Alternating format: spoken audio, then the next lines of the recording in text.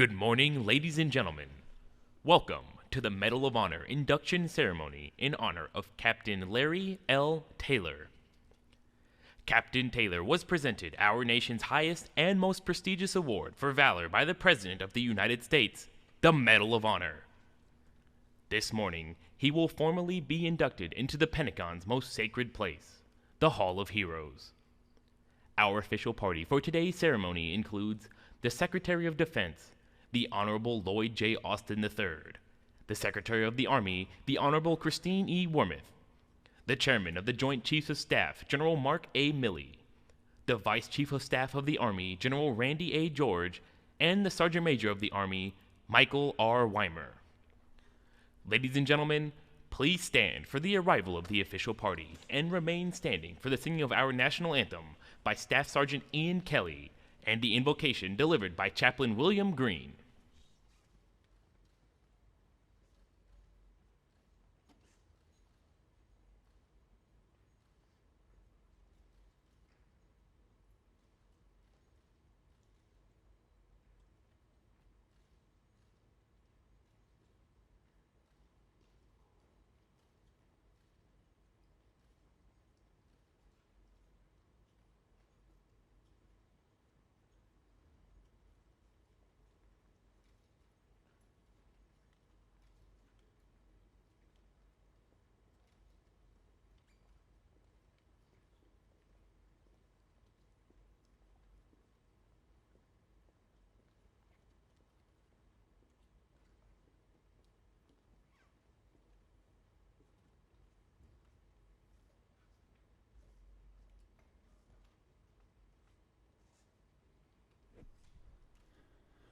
Oh, say, can you see by the dawn's early light what so proudly we hailed at the twilight's last gleaming, whose broad stripes and bright stars through the perilous fight o'er the ramparts we watched were so gallantly streaming, and the rockets' red glare, the bombs bursting in air, gave proof through the night that our flag was still there. Oh, say, does that star-spangled banner yet wave o'er the land of the free and the home of the brave?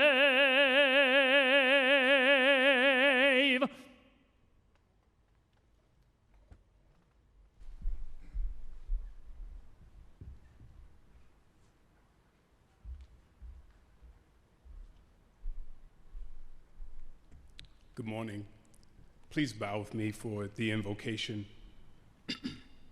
Almighty God, the author of liberty and our sustainer, protector, and guide, hear our prayers and bless the ceremony with your presence as we honor Captain Larry Taylor, a courageous warrior and selfless leader.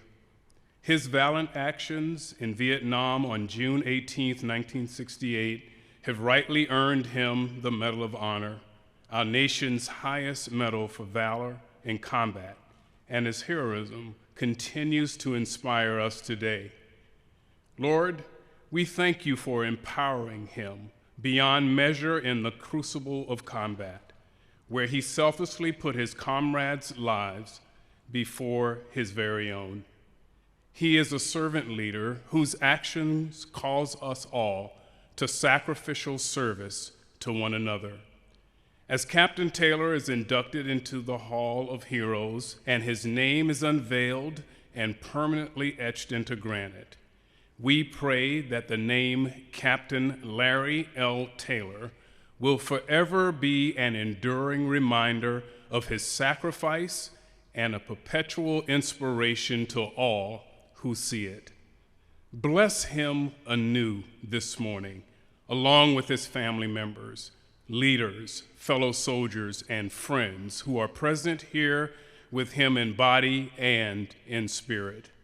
And Heavenly Father, we humbly ask that you sustain and empower all those serving to preserve and defend our nation today, as Captain Taylor did throughout his distinguished career.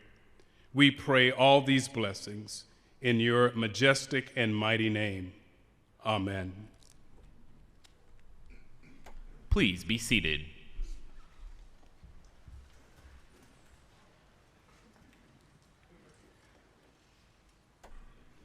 Ladies and gentlemen, the Vice Chief of Staff of the Army.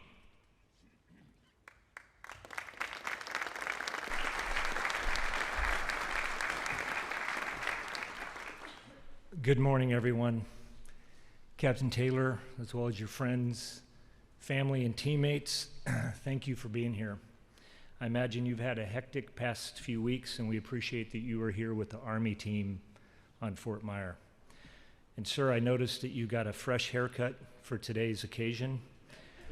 I did too. I think we might have the same barber.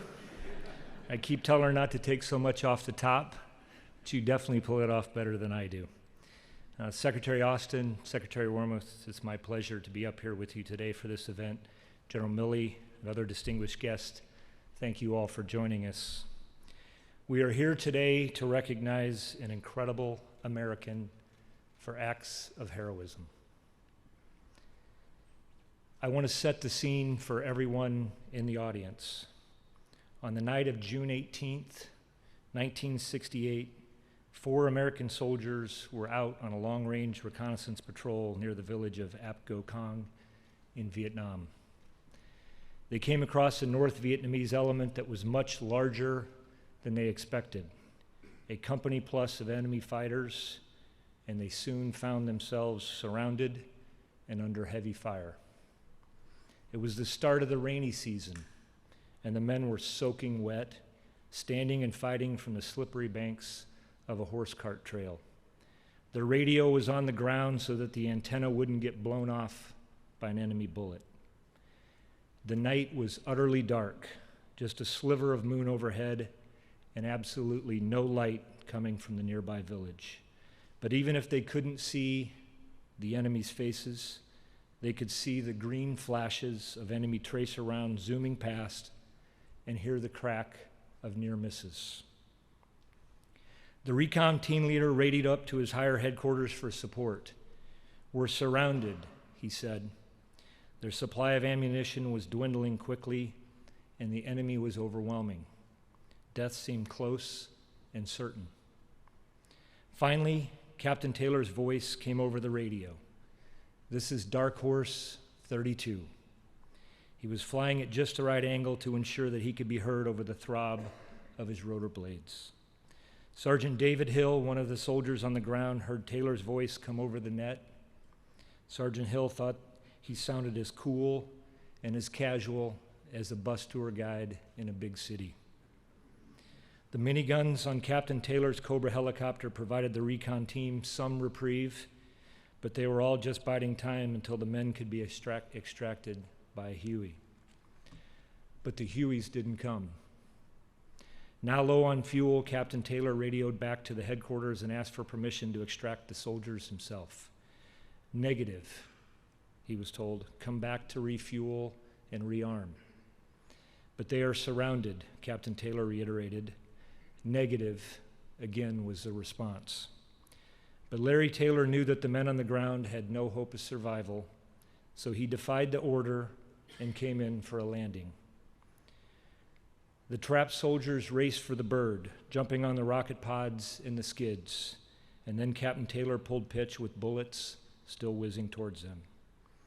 By the time Captain Taylor got back to base, he was out of ammunition, had just minutes of fuel left, and his helicopter was badly damaged from enemy fire. What's more, he found out that he was already being considered for punitive action for defying orders. But he had saved the lives of 4 men that he didn't personally know and wouldn't know for more than 2 decades. It is difficult for many to understand what would drive a person to take such risk for a stranger, to boldly act even when told to stand down, and to fearlessly face death so that someone else might live. But in Captain Taylor's words, in the Army he knew a bond of brotherhood he'd never seen anywhere else. He served others over himself, an idea personified in the Army's motto, "This we'll defend." Captain Taylor exemplifies what is great about our Army. He recognized that there was something that only he could do, and he boldly did it. He brought calm and clarity to men who were enduring chaos, and he stayed by their side at great risk to his own life. He demonstrated unbelievable courage, strength of will, and selflessness. Ultimately, our Army recognized that Captain Taylor's actions were the right ones. His Cobra extraction became a teaching tool at Ranger School to show how leaders could continue to find solutions in complex situations. And though it's long overdue, yesterday the President honored his actions with the highest award a soldier can receive. Captain Taylor, sir, your story is now part of our nation's lore. By taking your place among other venerated heroes, you will continue to inspire generations of soldiers as they face their own challenges. And you will forever represent to our country and to the world the strength, ingenuity, and personal courage of American soldiers. Thank you and your family for your sacrifice, for your service, and for your example.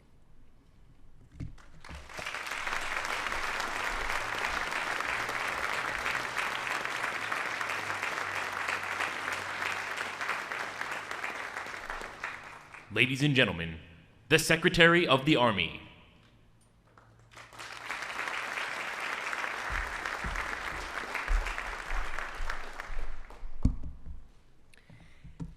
Thank you so much, General George, for that vivid account of Captain Taylor's heroism. And thank you, Secretary Austin, for being with us here today. It has been such a privilege for all of us in the Army and the Department of Defense to help share this remarkable story with the American people over the past few days. Captain Taylor, it is an honor to be here with you and so many of your friends and family members. I'm also really happy to see your wife, Toni, in the audience today to celebrate this occasion. It's been wonderful for all of us to see you supporting Captain Taylor, cheering him on, just as you've done, I'm told, so enthusiastically for the last 52 years, and that's a heck of an accomplishment.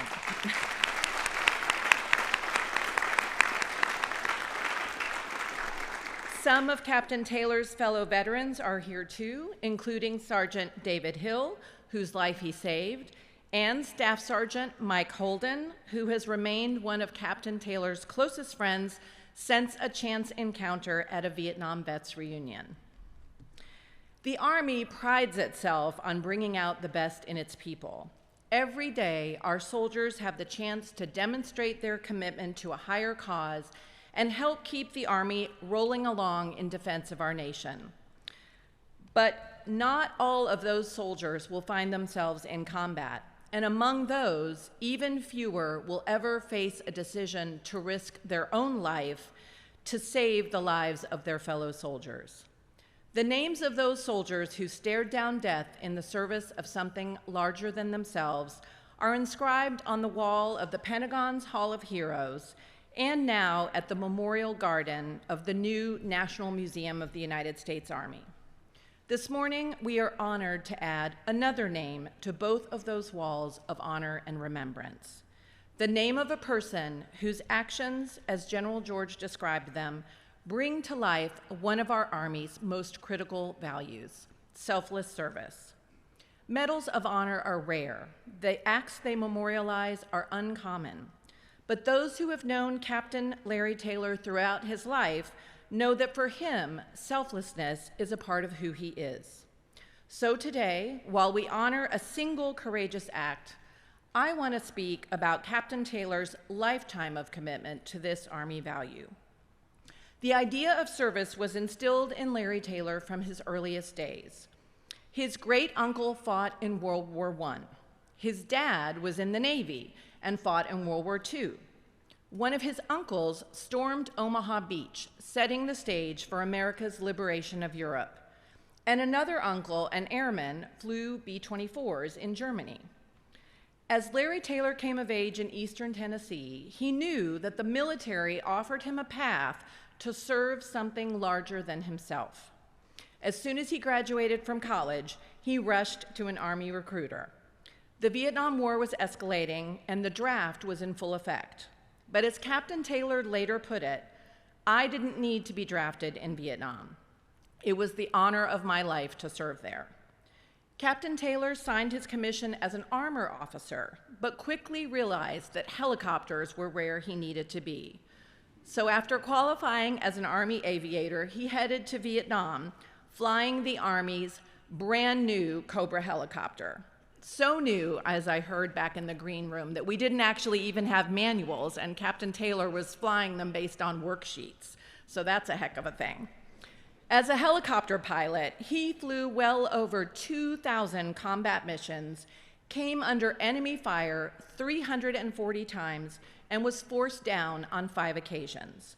And not once did he falter when a call for help came sputtering over his radio. Time and time again during his Army service, Captain Taylor put himself before others and got the job done. As we honor his actions on June 18, 1968, I ask all of you to consider the remarkable selflessness that Captain Taylor demonstrated on that fateful night. In his own words, quote, "I had seen people captured and tortured, and there was no doubt in my mind I just had to create a diversion and go and get the men on the ground." He didn't miss a beat, even in the face of his most extreme test. And we know that this was not the only day in Vietnam when his dogged determination to leave no man behind saved lives. Captain Taylor served in the Army for 3 more years after his deployment to Vietnam was over. And even after he left the service, he would continue to put others before himself. So you might not be surprised to learn that after returning to Tennessee, he taught at the Tennessee's School for the Deaf. He was also active in supporting his local Vietnam Veterans of America chapter. And many years later, after taking over his father's sheet metal company, Larry chose to give parts of it away when the time came for him to retire. Shop space, building materials, machinery, all of it went to the Boy Scouts of America, Habitat for Humanity, and the town's Railroad Museum. In the years after Vietnam, Captain Taylor and Tony were putting down deeper roots in the Chattanooga area. And as they did, a movement was gaining momentum to upgrade his Silver Star to a higher and more rarely awarded honor. At the center of this effort were David Hill, one of the 4 soldiers he saved, and others like Mike Holden and General B.B. Bell, who were not present on that fateful night. They worked tirelessly to share the story of Captain Taylor's heroism, and their own selfless efforts drew more to their cause, members of Congress, artists, and musicians. Captain Taylor inspired them, and he inspires us, reminding us that we are all bound together by our common humanity, and often we depend on others in tough situations. People can be quick these days, it seems, to put their own needs and interests ahead of others. But Larry Taylor reminds us what genuine service looks like. Captain Taylor, to this day, your legacy continues to reverberate within the United States Army and motivating Americans from all walks of life. Your dedication to service, shown in this single act that we honor today, has inspired many. You didn't dedicate your life to these values because you wanted or expected praise.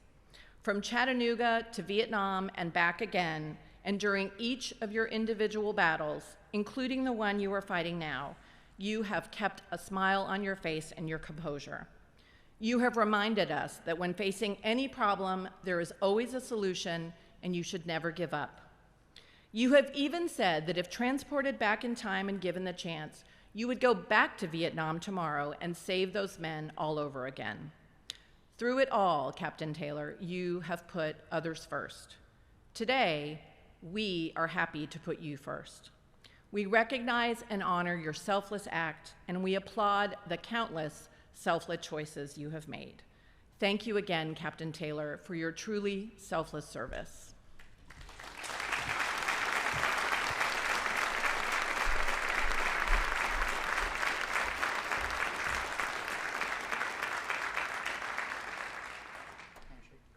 Ladies and gentlemen, the Secretary of Defense.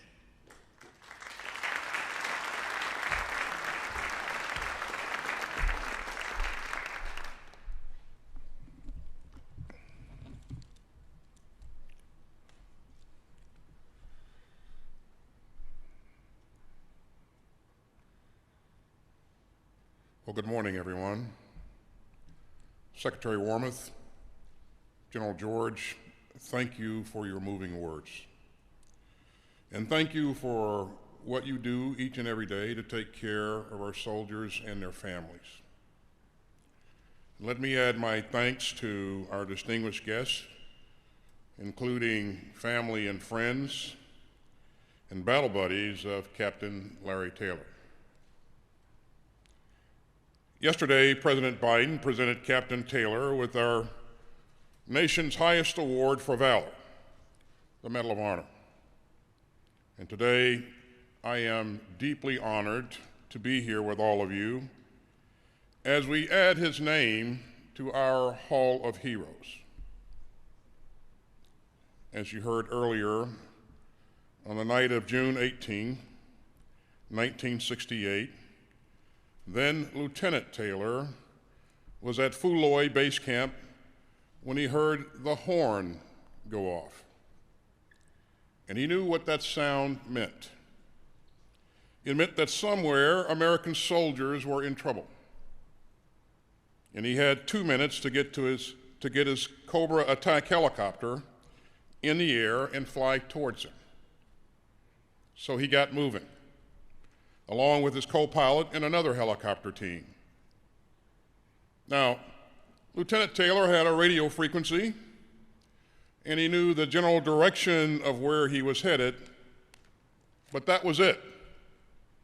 He didn't know the exact coordinates of the soldiers who were in danger, or what he would encounter once he got there, or later that night that he would pull off a feat that had never been done before. He just heard the horn, and he took off flying. Now, as you heard General George say earlier that evening, a long-range patrol team of 4 soldiers had been on a reconnaissance mission. And they walked into a rice paddy about the size of a football field and soon realized that they were in the middle of a staging ground for opposing forces. And suddenly they were surrounded by at least 80 enemy troops. Now these soldiers, these 4 American soldiers, were trained in escape and evasion. But in this case, they had nowhere to escape to. What they did have was a radio, and that was their lifeline. Because on the other end of that radio was Lieutenant Larry Taylor. Lieutenant Taylor flew over the rice paddy, but he couldn't see his comrades on the ground from his helicopter. He later recalled that it was so dark, it was like looking down into an inkwell. But 4 soldiers' lives were in grave danger. So he daringly dipped to low altitudes to find them.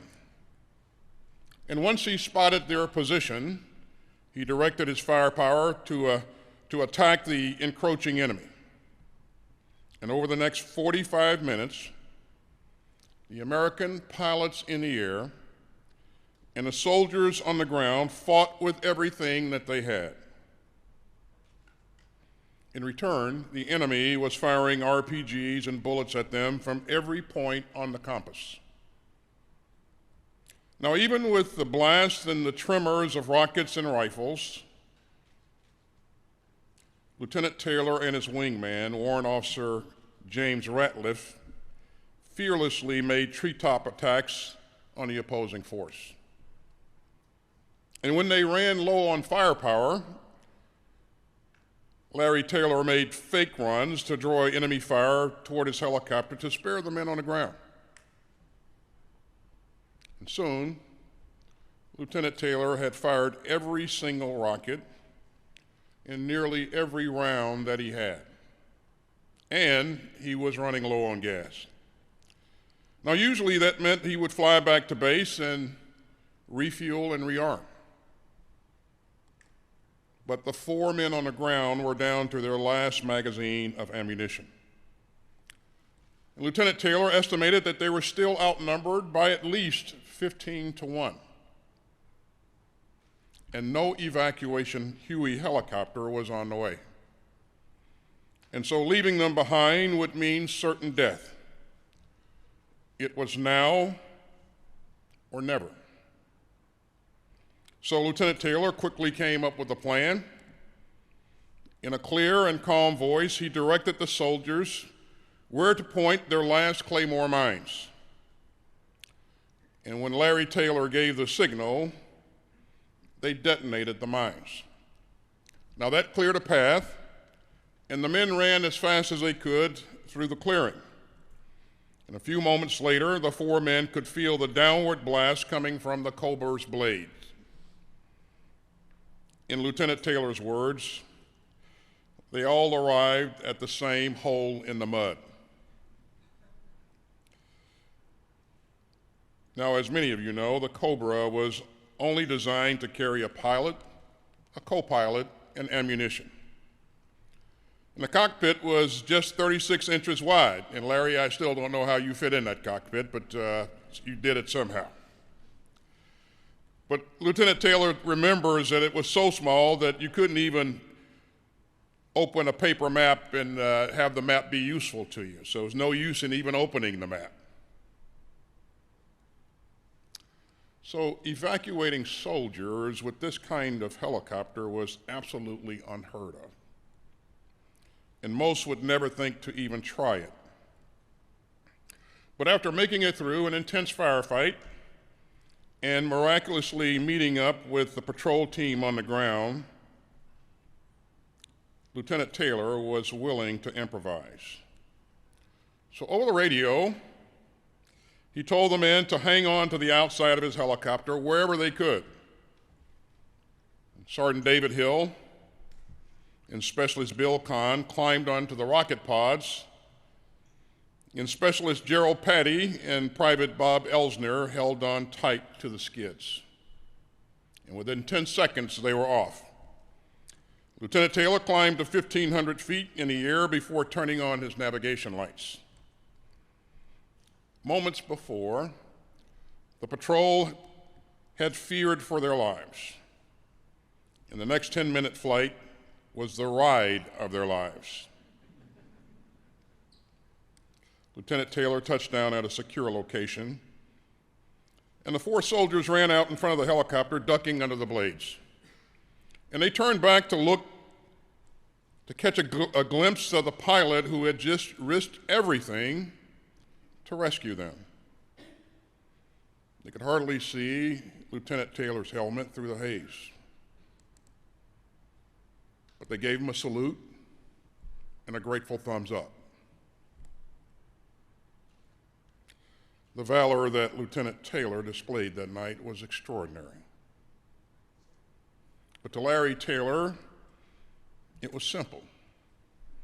He would never leave a man behind, now or ever.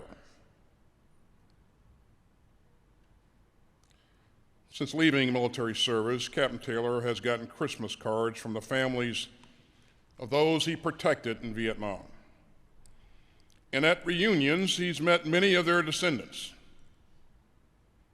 Because when Captain Taylor saved 4 lives that night, he secured the future of new generations of Americans.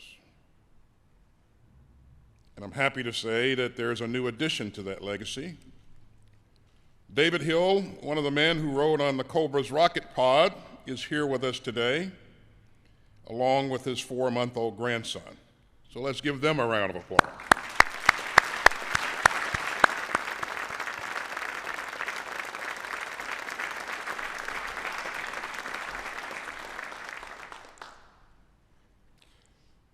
Captain Taylor, on that battlefield some 55 years ago, it was now or never.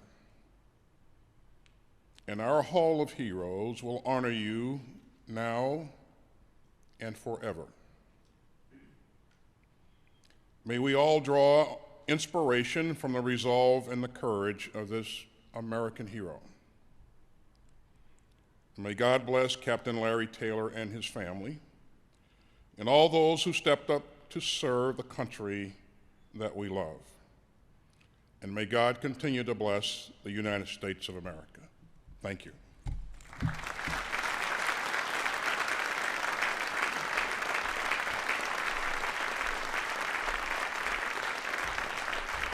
Secretary Wormuth, General Milley, General George, Sergeant Major Weimer, Captain and Miss Taylor, Mr. Mike Holden, and Mr. David Hill will now join Secretary Austin on the stage for the induction ceremony. Ladies and gentlemen, please remain seated during the presentations.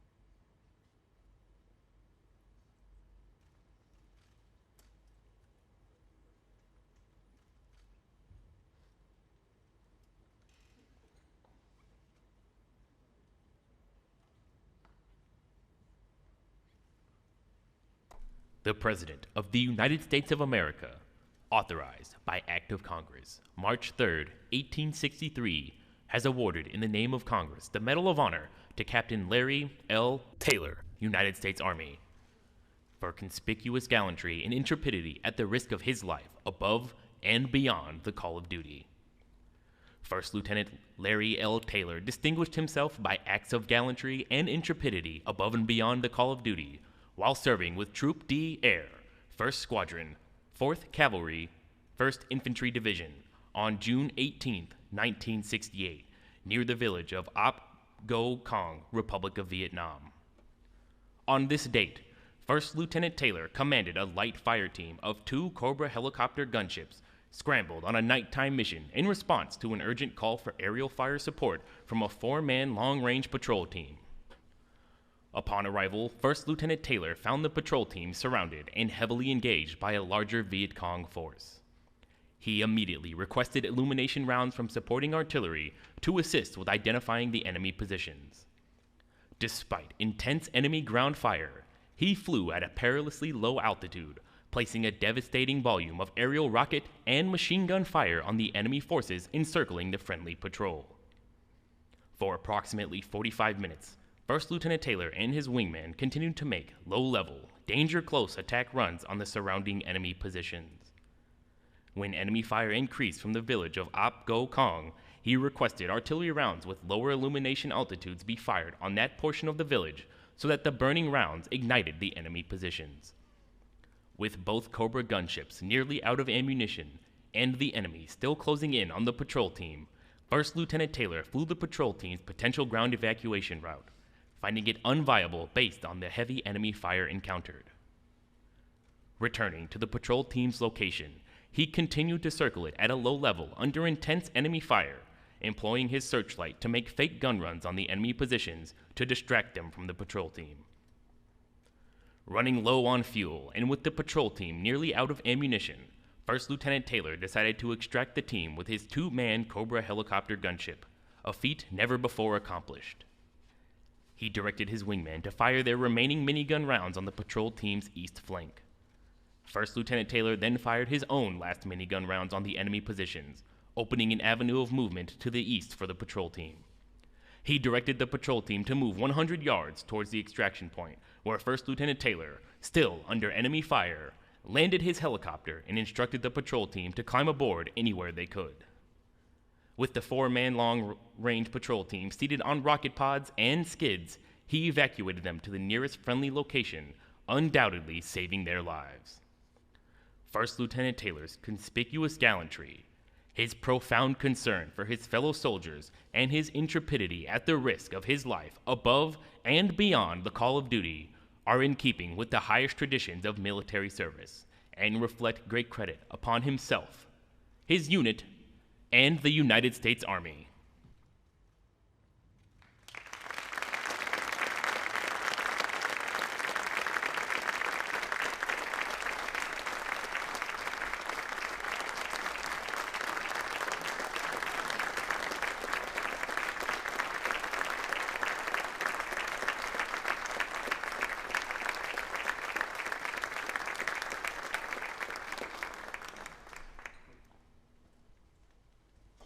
At this time, the Medal of Honor flag will be presented.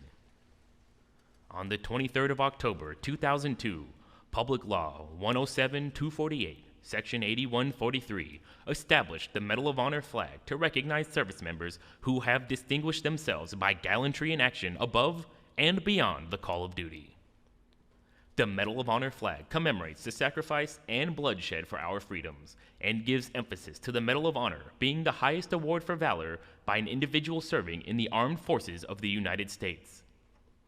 The light blue color with gold fringe bearing 13 white stars are adapted from the Medal of Honor ribbon.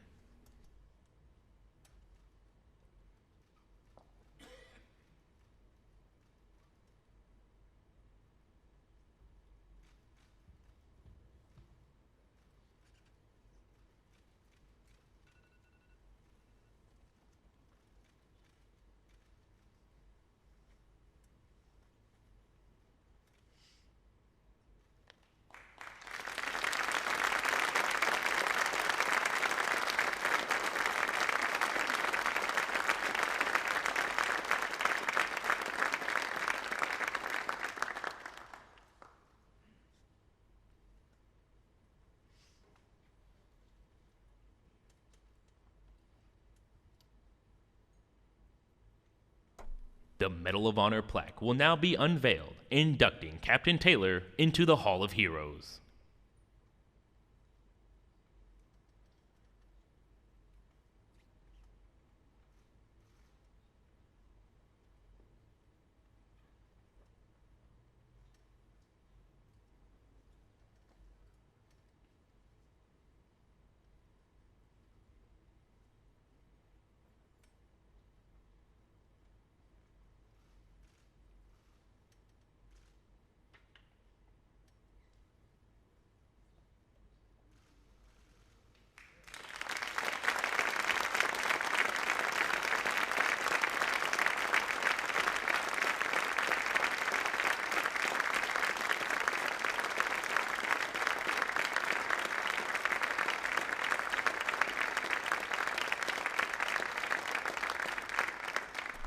At this time, please direct your attention to the screens as a soldier unveils Captain Taylor's name on the Medal of Honor garden wall at the National Museum of the United States Army.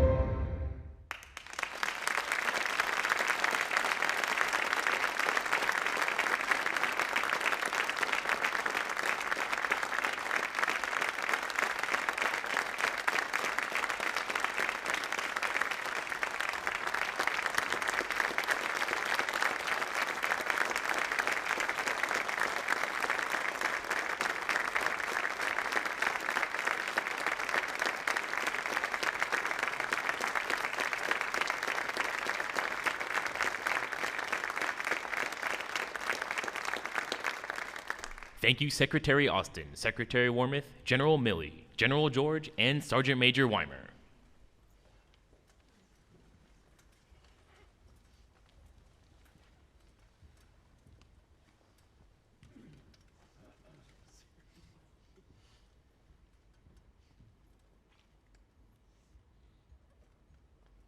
Ladies and gentlemen, Captain Larry L. Taylor.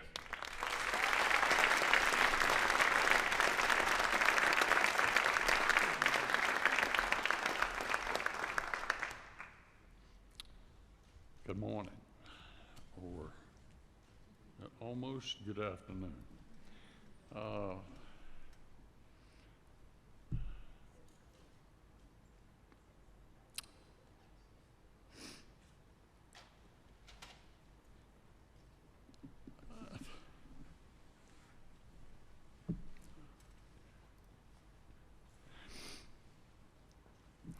think ever since I was a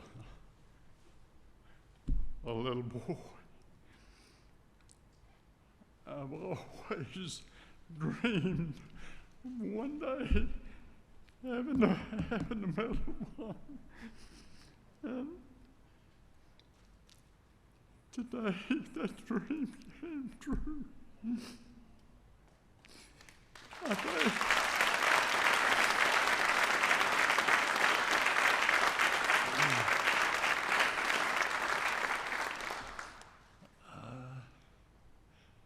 I've thought long and hard about that night over and over.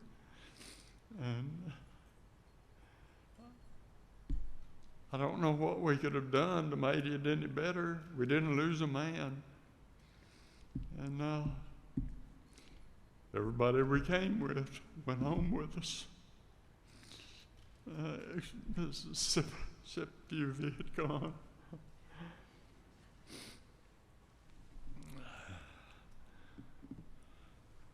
But I appreciate it. I do. This is a great honor for me and my family. And I can't read that anyway.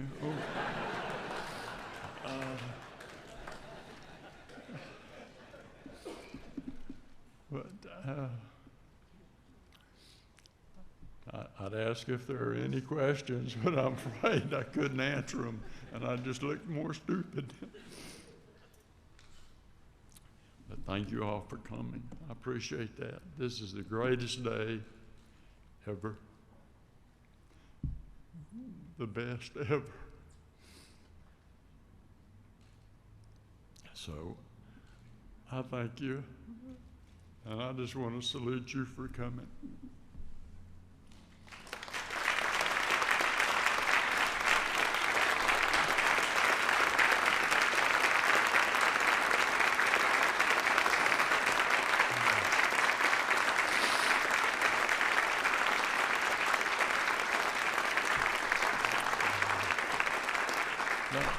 No, please sit down. Sit down. I really hadn't prepared anything to say because I thought for sure I'd faint before I could say anything. But you just don't know how much this means to me.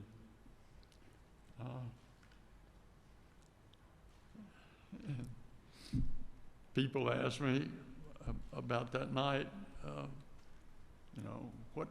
what possessed you to do that? And I said, well, hell, it needed doing. And they said, you're insane, aren't you? And I said, well, Cobra pilots were a little weird anyway. But we all pulled together. And the 4 guys on the ground, they're part of the team too. And they've become lifelong friends. And hell, I don't know what else to say.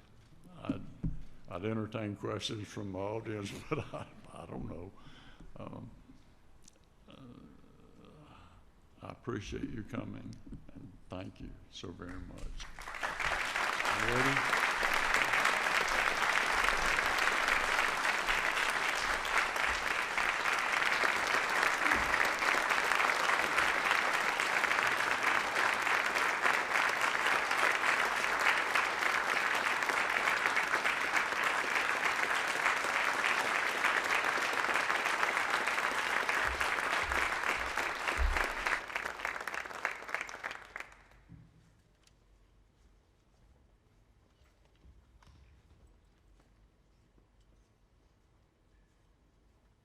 I wanted to fly because I had been on the ground in Vietnam and that sucked. So I wanted to avoid all of that.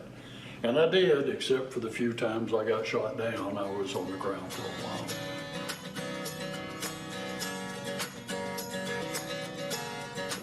This was the cockpit of an old B-model Huey, which had a crew of 4 and all kinds of doors that opened. That's what we flew until we got the Cobras. The Cobra was 36 inches wide, and that was in the cockpit. That's the rear seat of a Cobra. And that would cruise at 240 miles an hour. The Vietnamese had a saying, and it says, "Don't shoot the skinny ones. Don't shoot at the skinny ones," meaning the Cobra. With the Cobra, you could set your controls over salvo. You could put 76 rockets on the ground in about 8 seconds, which was exciting. We operated as far south as Vung Tau and as far north as Bu Dap, which was about 100 miles north and south, over to Tay Ninh, which was about 75 miles or maybe 80 miles east and west. We were responsible for everything in that area of operation.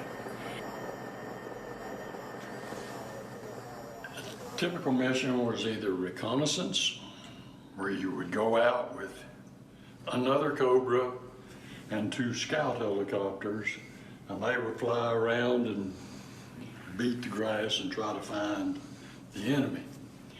And the other missions were scrambles. When the horn goes off, you've got 2 minutes to get that helicopter in the air and en route to the target.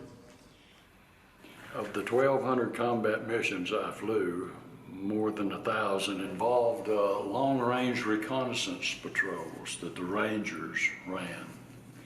And these poor just go out in the jungle for a while by themselves, and they would smack Charlie in the nose, and then they would call us and say, "Okay, come get us."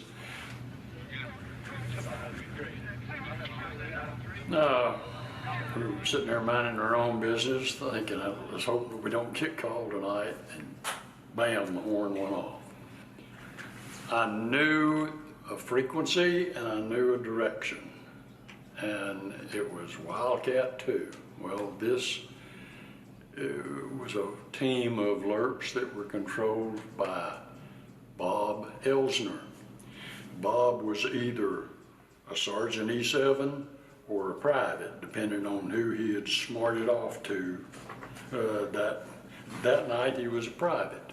And he said, "Well, we're in a rice paddy in a village south of Apgo Kong, and there's probably 100 people in here with us." I said, "Okay, let's go down and see what we can find." So I located him with my radio beacon and flew over him, and he said, "Okay, you're right directly overhead."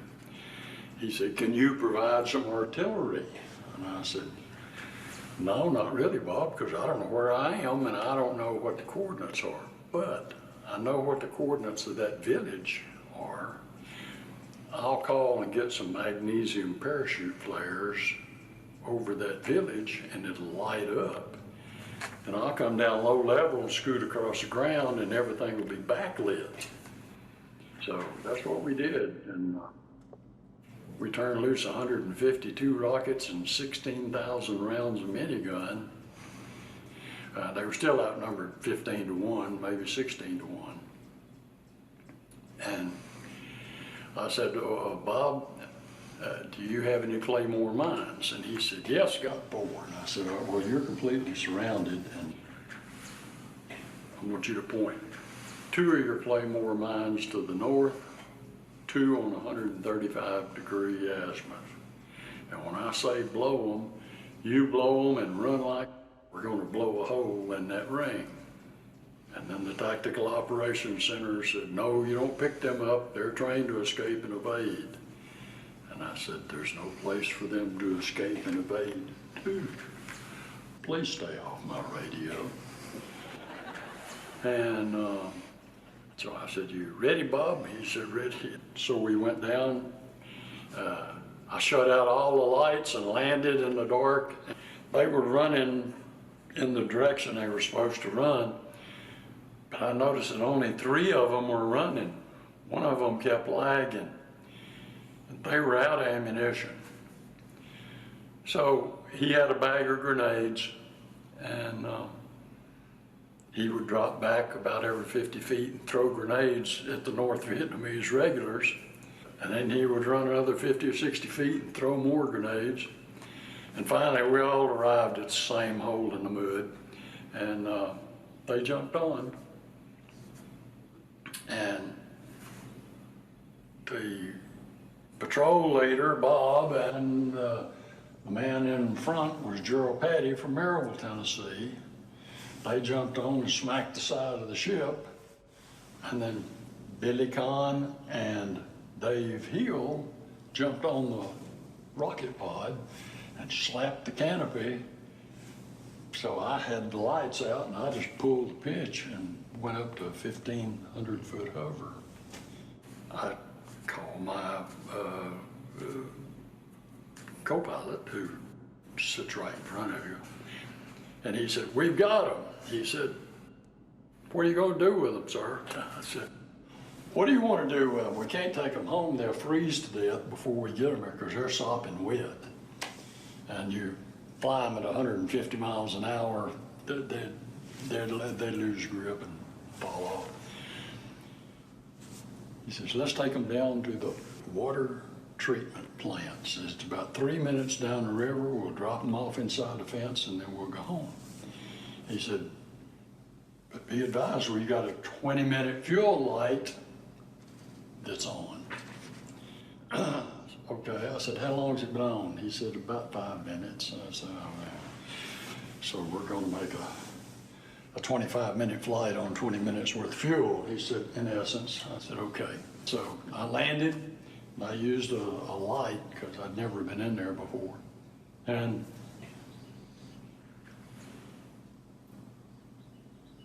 they all rolled off and ran to the front of the ship and got out from under the rotor blade, and they went to the fence, and they all turned around, which means we're okay, thank you. But that's what we did. We took care of the Lurks and the Rangers.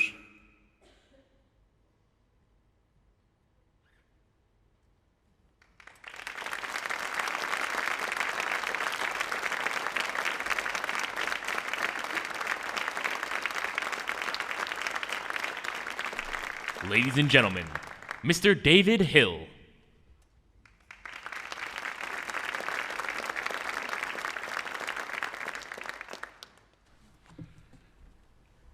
It's been a pleasure. Larry asked me to do this, to address you, tell a little story of Larry Taylor, but also the excellent division, the first division that we served in, both of us. All the gentlemen here on berets on the right side, all the aviators and fellows with the cavalry hats. We were the big red one. When you're a commander like Larry that's in a battle, long from any higher headquarters or from any superior officers, you're in the arena. Decisions are yours. You got to live with them, right or wrong. We all received that mission when we first got to the Big Red One. And it had been the mission statement, if you will, of the Big Red One for many decades. We got to Vietnam. You walked under a portal, an archway, at Zion Division headquarters at that time. And then across the top of it is the Big Red One's motto, mantra.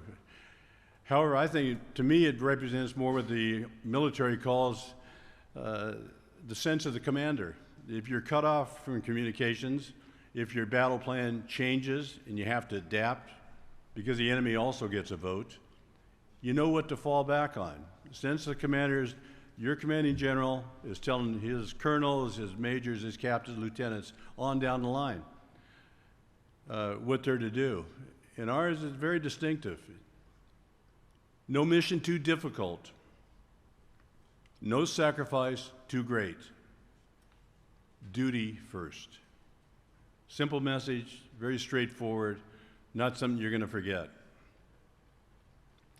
From the trenches of World War I and the city of Cantigny, France, the first assault on the German forces was by our 28th Regiment. They became known as the Black Lions of Cantigny for that. They next appeared in Europe, having come from South Africa and Sicily to a place on the Normandy coast, a bloody place. In fact, the name of the beach was Easy Red, on a beach called Omaha. Lost many men. They made it up through the causeway on top and continued inland, with their to the mission, to their assignments. When Larry Taylor and myself and my teammates arrived in Vietnam, our terrain would be rice paddies and jungle, bamboo, elephant grass, which would, if you didn't have your sleeves down, it would cut you. So it's a different terrain, but it was still the Big Red One. No mission too difficult, no sacrifice too great, duty first. For Captain Taylor, there was no confusion, no lack of clarity as to what lay before him and what he needed to do. He came into that fight with two primary tools to win it, to save our team. He had a lot of rockets, he had a lot of minigun ammunition, and he had an incredibly swift, powerful, versatile, and agile helicopter, brand new in the 1st Division inventory, the AH-1G Cobra. And he would use it to great effect. So over the course of the fight, later in the fight, he started to run out of ammunition. He started to run out of fuel. And he started thinking, as any good commander did, well, I've just lost two of my primary tools. What do I have left? I haven't run out of options. They're just fewer. I have a tremendous aircraft, taking battle damage, but still flyable. I can do something. We're not going to win this fight, obviously. We don't, and I can no longer help the team survive, who also were out of ammunition. We were tapped out. We had our K-bar knives, and that was it. And I happened to have a few grenades to throw still. So Larry Taylor, he did what I think a good commanders do. He said, when you're up against it, and you need to keep thinking. The solution's there. Go ahead with that decision. Commit yourself. And if it doesn't work, there's always another idea. You never give up. The team's not going to give up, and I'm not going to give up on them. Larry's own motto is "Leave no man behind." In his case, leave no man on the ground.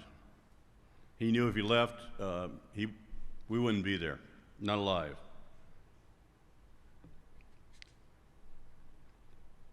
So Captain Taylor was guided both by the 1st Division's message, motto, mantra, however you want to characterize it, as well as his own. And he stayed faithful to both of them simultaneously. So I'm going in. He was told not to, and he said, sorry. He changed an alternate channel and talked only to our team leader, Paul Elsner.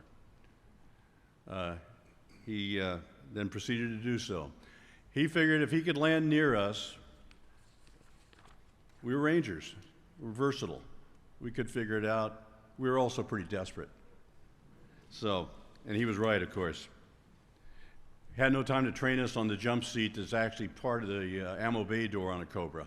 And there wouldn't have been any time to find it, and it was, as was said, it was inkwell dark. So he thought, I got to deliver those guys from the battle since I can't win it, and I'm not going to lose them. And he did. His actions that night, he had received our nation's third highest medal, the Silver Star Medal. We looked at that, though, and said, there are a number of Silver Stars awarded. There's distinction between what the gentleman that won those did, not won, wrong term, that received those, and what he did. It's just a matter of stacking.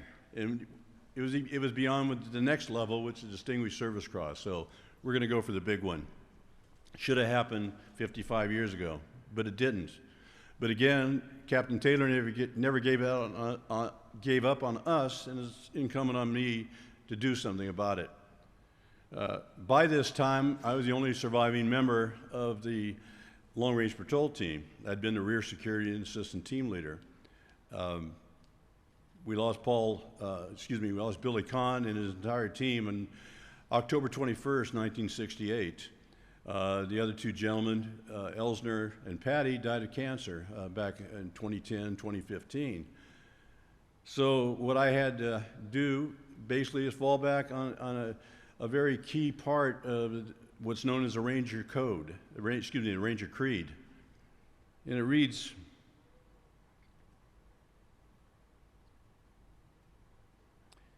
readily will I display the intestinal fortitude required to fight on to the Ranger objective and complete the mission, though I be the lone survivor. It means a lot to me, just as Larry Taylor's actions do. We formed a team. We called it a cross-country team, myself in Nevada and all the other folks in Chattanooga, Tennessee. At first under retired Major General Bill Raines, gave us an office, gave us a staff, gave us telephones, and a place to meet whenever I was in town. But the message is clear also. He says, this is your mission.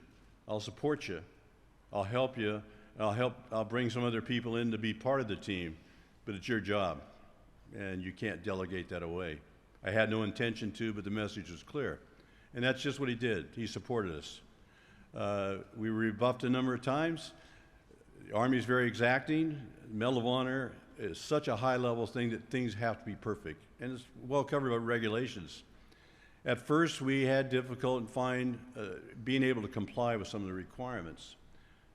But finally, General B.B. Bell joined the team, brought with it his inspiration and getting us moving forward again. We felt like we were in the red zone, but we weren't going over the goal line. General Bell pushed us over the goal line.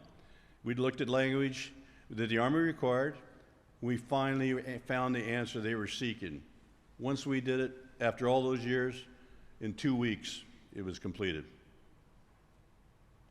They had done their job all along in rebuffing the earlier ones because we didn't fulfill the requirements. So, anyways, it finally got done. So our mission is, with regard to getting Larry Taylor to the Medal of Honor, is now completed. And I thank all of you for sharing this event with us on this. I ask only that you, as an American, particularly you as a troop commander or as a business leader, to tell Captain Taylor's story in order to inspire your men, your employees, your subordinates, the men you lead. Look to Larry Taylor's style of leadership. You got good people, keep them, because you paid a lot to get them in the company. You paid a lot to get them in the United States military. You inspire them forward, and they know if they do the job, they will be going up the line. This ends this part of the ceremony today, but Captain Larry L. Taylor's story will never end so long as we repeat it. Thank you.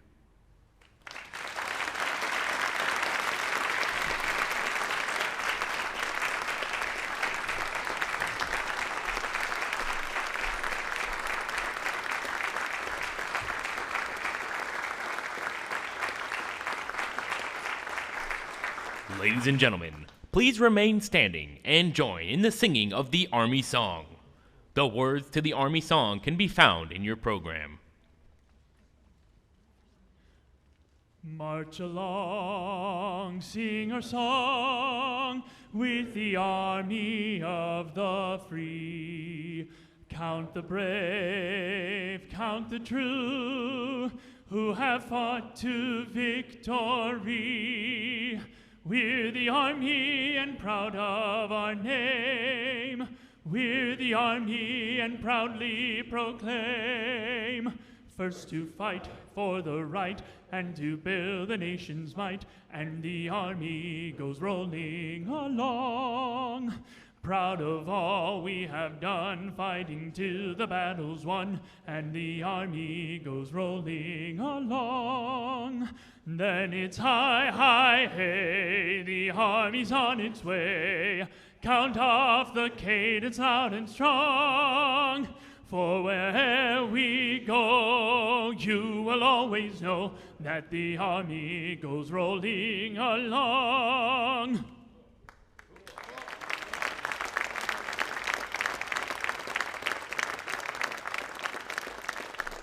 This concludes the Medal of Honor induction ceremony. Please remain standing for the departure of the official party.